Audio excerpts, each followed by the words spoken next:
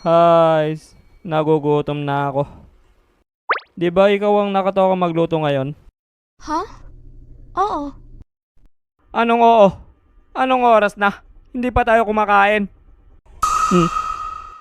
Sige. Pero sa isang kondisyon. Maglalaro muna tayo at kung sino ang mas maraming score, siya ang panalo. At ang talo, siya ang magluluto. Oh,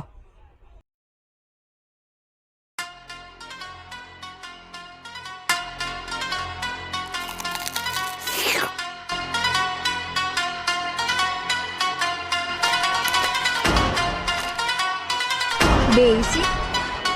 Mahina. Bleh.